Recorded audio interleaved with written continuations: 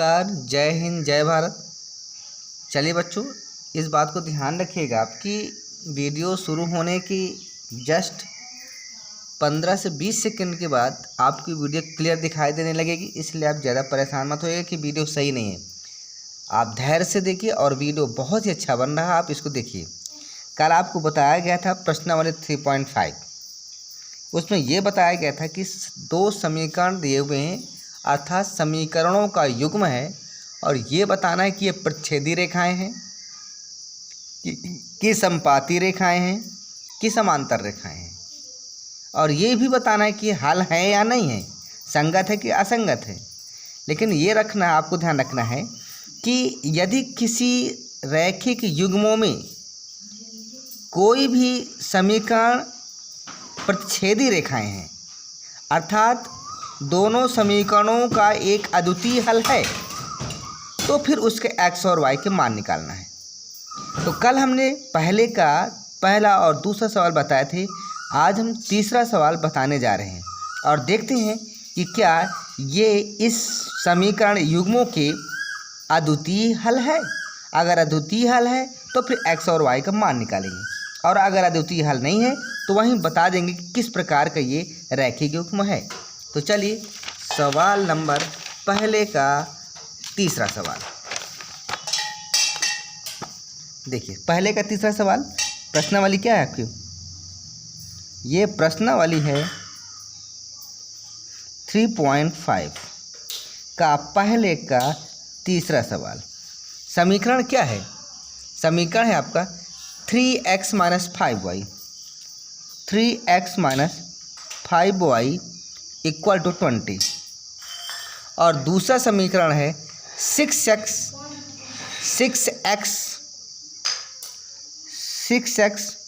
10y = 40। ये आपका दो समीकरण है, ठीक है। अब दोनों समीकरणों को हम क्या करेंगे, देखेंगे किस प्रकार का ये समीकरण है। तो देखिए, हल करेंगे। हल तो शुरू ही हमने कर दिया है, देख लेते हैं। इनको हम ऐसे लिख लेंगे। कैसे लिख लेंगे? 3x - 5y - 20 = 0, और यहाँ क्या है 6x - 10y - 40। इस प्रकार जरूर समीकरण को बनाइएगा। अब इनके गुणांकों की तुलना करेंगे तो देखिए क्या हो जाएगा। 3/6 यहाँ -5/-10, और यहाँ -20/-40, ठीक है। इसको हम 1/2 लिख सकते हैं। यहाँ भी माइनस कटेगा, 5 दूना 10, 1/2 हो जाएगा। यहाँ भी माइनस कटेगा, 20 दूना 40, 20 से कम 20, 1/2 हो गए। अर्थात ये जो तीनों रेशियो हैं ये बराबर है। अर्थात ये किस प्रकार का है?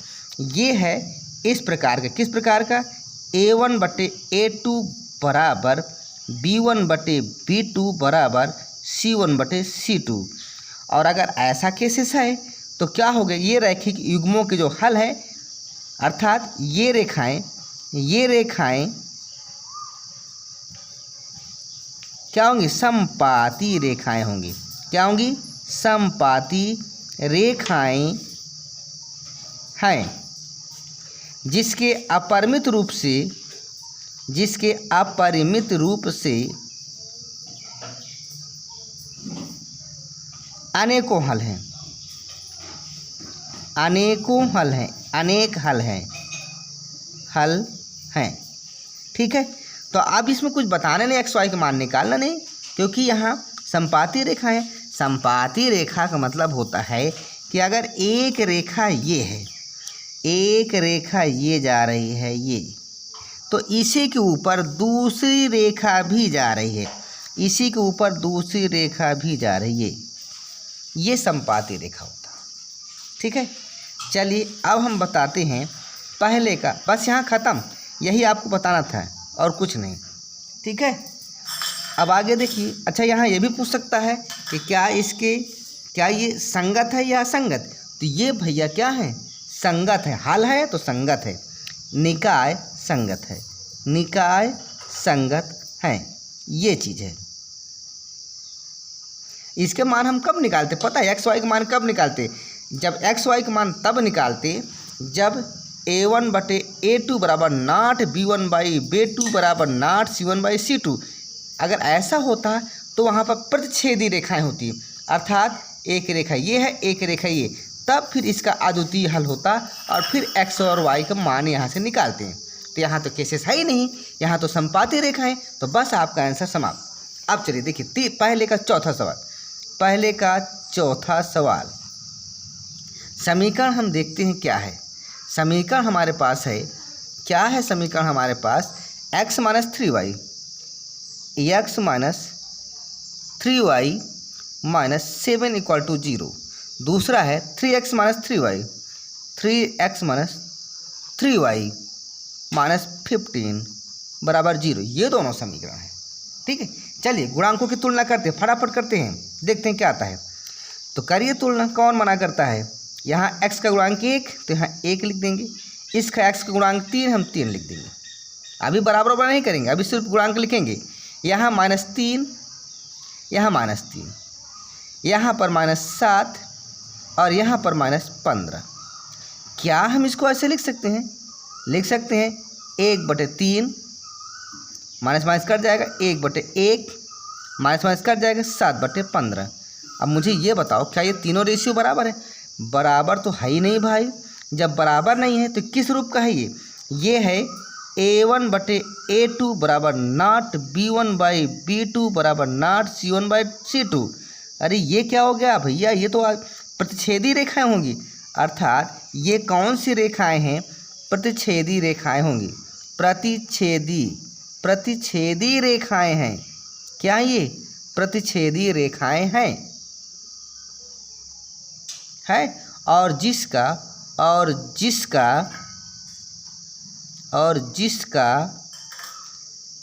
एक अद्वितीय हल होगा, एक अद्वितीय हल होगा,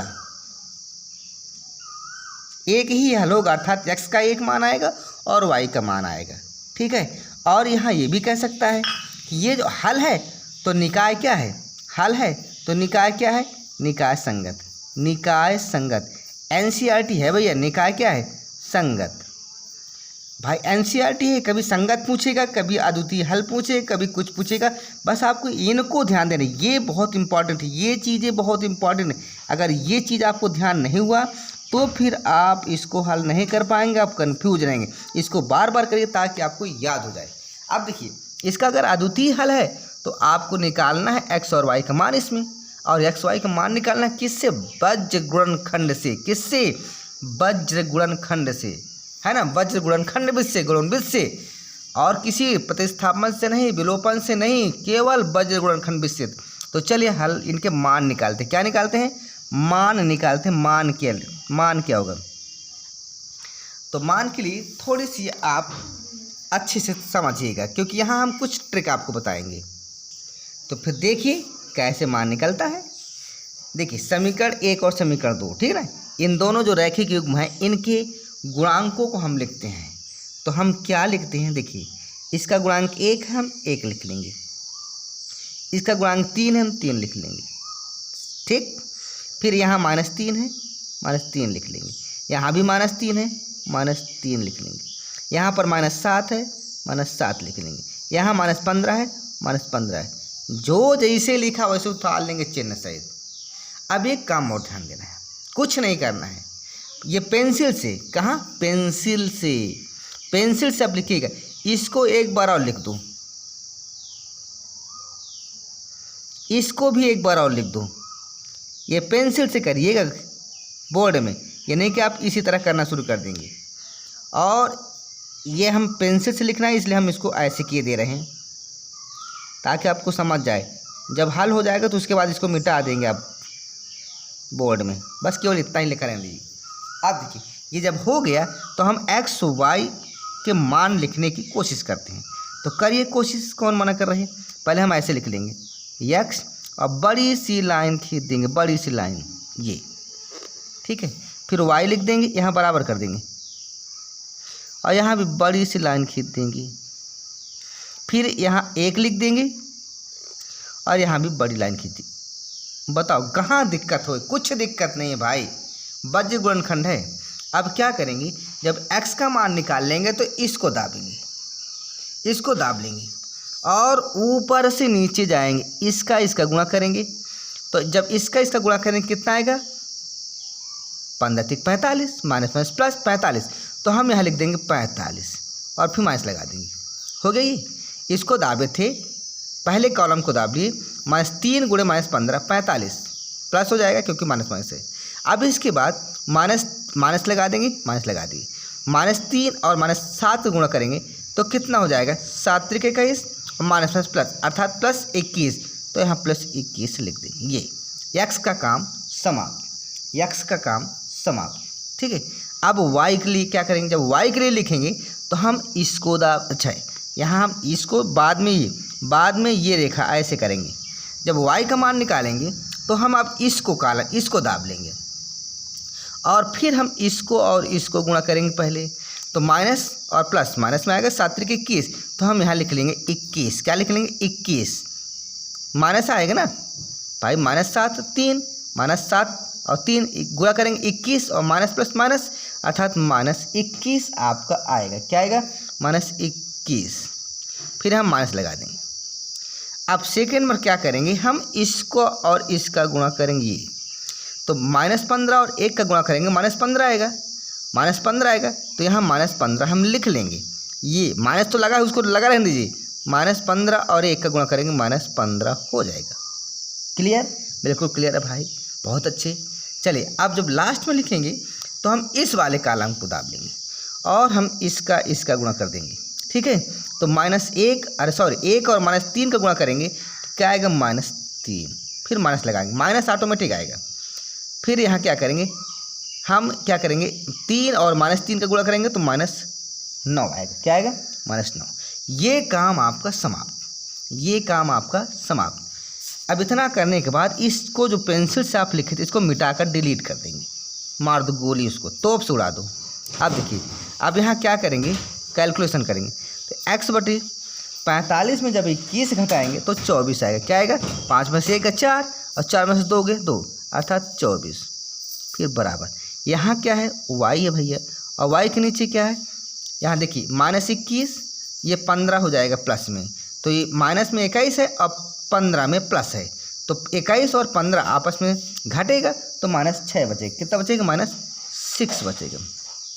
फिर बराबर यहाँ देखिए 1 है। क्या है? 1। अब यहाँ -3 है, ये ब्रैकेट खुलेगा तो प्लस होगा, +9 हो जाएगा। तो -3 और +9 आपस में सब्सट्रैक्ट हो जाएगा, घट जाएगा, तो कितना बचेगा आपका? 6 बचेगा। ये बहुत अच्छी है, बस हल हो गया भैया। अब x के मान निकालना है ना और y के मान निकालना है, तो हम एक बार इसको और इसको इक्वल कर लेंगे, फिर दूसरी बार हम क्या करेंगे? इसको और इसको इक्वल कर लेंगे। ठीक है। तो यहाँ से देखिए क्या होता है, x/24 बराबर क्या हो जाएगा? 1/6 अर्थात x बराबर क्या हो जाएगा? 24/6 अर्थात, अरे उलट जाएगा भाई, तिरे गुणा कर दो ना, नहीं आता क्या?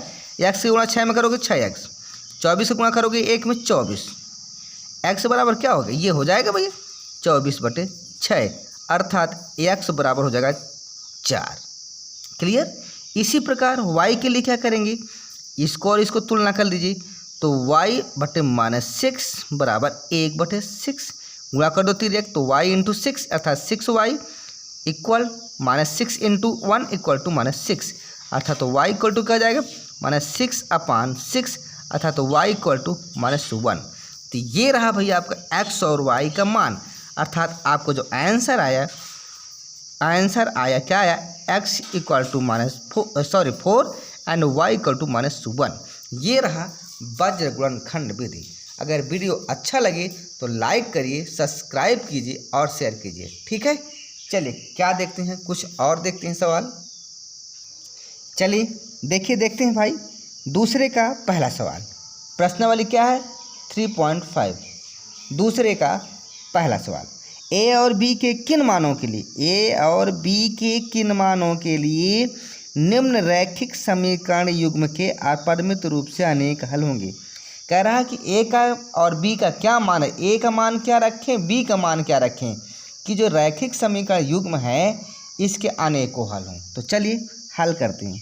हल इन दोनों समीकरणों को हम कुछ ऐसे लिख लेंगे। कैसे? ऐसे 2x + 3y - 7 = 0।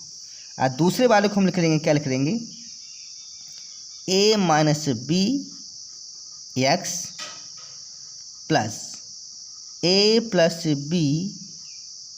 by, और यहाँ पर लिख लेंगे माइनस, इसको पूरे ब्रैकेट में, क्योंकि इधर आएगा तो पूरा माइनस में हो जाएगा, 3a + b - 2, ये इधर कर देंगे 0।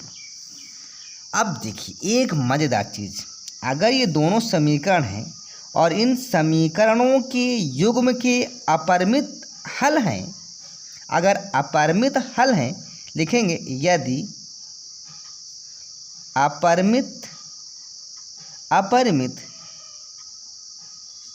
रूप से अनेक हल हैं, तो क्या होगा, तो होगा a/a2 बराबर b1/b2 बराबर c1/c2 होना चाहिए। इसलिए अब हम यहाँ हल करेंगे। जब हल करेंगे तो क्या होगा, देखिए a1 कितना है, 2 लिख देंगे, a2 कितना, a - b, ये बराबर b1 कितना है, 3, और b2 कितना है, a + b, बराबर c1 कितना है, -7, c2 कितना है, ये -3a + b - 2, ये हो गया भैया। चलिए अब देखिए, अब क्या करेंगे, हम इसकी तुलना पहले करेंगे, फिर दूसरी पोजीशन में इसकी तुलना करेंगे। बस इस चीज़ को ध्यान रखना। तो देखिए क्या हो गया, यहाँ पर क्या हो रहा है, देखिए यहाँ 2 है, 2/a - b, यहाँ 2 लिख देते हैं भाई अच्छे से, ये ठीक है, 2/a - b बराबर -7 माइनस यहाँ पर क्या है, 3a + b - 2, ये तिरक गुणा करेंगे तो 7 का -7 गुणा इसमें करेंगे तो -7a + 7b, क्योंकि माइनस प्लस हो जाएगा, बराबर 2 का गुणा करेंगे इसमें तो -6a + 2b - 4, सबको इधर ले आएंगे तो प्लस में सब हो जाएगा, तो -7a + 7b, ये पूरा इधर आ जाएगा तो क्या हो जाएगा, प्लस में हो जाएगा, अर्थात ये सब उसी तरह रहेगा। 6a + 2b - 4 बराबर 0। तो यहाँ से क्या हो रहा है, 7a और a 6a, कुल मिलाकर -7a और 6a मतलब -a हो, 7b और 2b मतलब 7 और 2 9b। अब क्या बचा आपके पास, -4 बराबर 0, अर्थात -a + 9b बराबर 4 हो गया। ये समीकरण हो गया 1, ठीक है। इसी प्रकार हम क्या करेंगे, इसको और इसको बराबर कर लेंगे। तो जब इसको बराबर कर लेंगे तो क्या होगा आपके पास, देखिए 3/a + b बराबर, यहाँ क्या हो जाएगा, -7, और यहाँ पर माइनस, ये पूरा हो जाएगा 3a + b - 2 हो गया। अब यहाँ पर तिर्यक गुणा करेंगे तो -7a - 7b, यहाँ क्या हो जाएगा, गुणा कर देंगे सबका, 3 त्रिकाई 9a, 3 अंदर का गुणा कर दिए प्लस 3b माइनस 6। ये सब इधर आएगा तो चिन्ह माइनस का प्लस में हो जाएगा, अर्थात कुछ नहीं बदलेगा। Minus 7a minus 7b plus 9a plus 3b minus 6 बराबर 0। माइनस 7a 9a यानी 2a बचेगा। माइनस 7a और 9a ये आपस में घटेंगे, 2a बचेगा।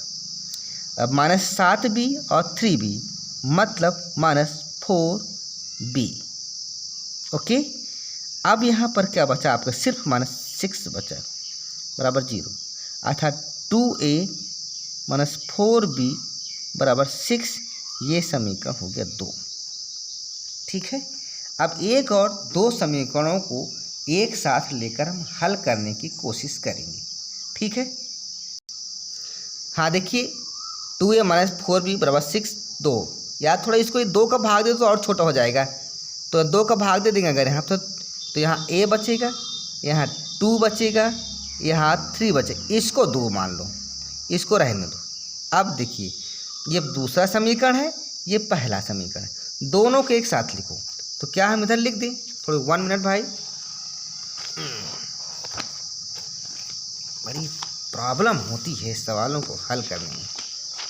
अब यहाँ से देखिए, इसी में सब समझा रहे हैं, इसीलिए हम पेज नहीं पलटना चाहते हैं, क्योंकि पेज पलटने से बहुत माथापच्ची होती है। हम यहाँ लाइनिंग पर कर लेते हैं।